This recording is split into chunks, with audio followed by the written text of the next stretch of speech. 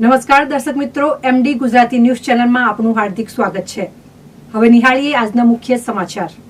દાંતાથી અગત્યના સમાચાર સામે આવી રહ્યા છે તો વાત કરીએ દાંતા વિસ્તારમાં જિલ્લા પુરવઠા અધિકારીએ રેડ કરી। દાંતા વિસ્તારમાં ચોખા ભરેલી 5 ગાડીઓ કરાઈ જપ્ત। અંદાજિત 30 ટનથી વધુ ચોખાનો માલ કરાયો સીઝ। અંદાજે રૂપિયા 30 લાખનો મુદ્દા માલ કર્યો જપ્ત। આ માલ ગાંધીધામ પહોંચે તે પહેલા બાતમીના આધારે પુરવઠા અધિકારીએ કરી રેડ। દાંતાના વારિસ નામના ઈસમનો માલ હોવાનું પ્રાથમિક અનુમાન।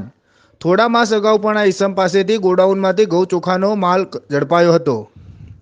જિલ્લા પુરવઠા અધિકારી કિરીટ ચૌધરીની ટીમે કાર્યવાહી હાથ ધરી।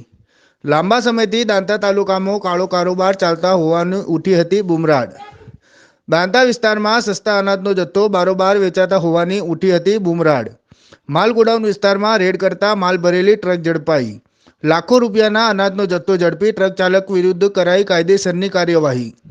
સસ્તા અનાજની દુકાનનો જથ્થો ક્યાં લઈ જવાતો હતો અને કોના દ્વારા લઈ જવાતો હતો તેની સઘન તપાસ હાથ ધરાઈ।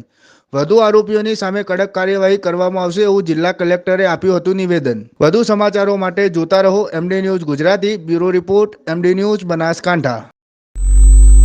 ગયા થોડા સમયથી જે પુરવઠા ખાતામાં જે અનાજને લઈને જે કમ્પ્લેન્ટ્સ આવતા હતા એના માટે જિલ્લા પુરવઠા અધિકારીના આગેવાનીમાં ટીમોની રચના કરી જુદી જુદી જગ્યાએ રેડો પાડવાની અને એની તપાસ કરવાની કામગીરી હાથ ધરવામાં આવેલ હતી।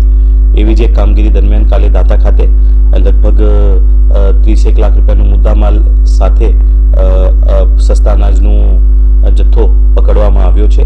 એની અંદર જે પણ લોકો જવાબદાર છે એમની હજી તપાસ ચાલે છે અને જે લોકો પણ એની અંદર ઇન્વોલ્વ મળશે એમની સામે કડકમાં કડક કાર્યવાહી કરવામાં આવશે। દૃષ્ટિએ લાગે છે કે જે નમકીન બનાવવાની યુનિટ હોય કદાચ એ લોકો લઈ જતા હતા પણ હજી એની અંદર હજી તપાસ કરવાની જરૂર છે કે આખો જથ્થો બીજો પણ કોઈ જગ્યા જતો હતો કે કારણ કે જથ્થો ખાસો છે। એ બધી વિગતો એકવાર તપાસ પૂરી થઈ જાય એના પછી અમે આપશું।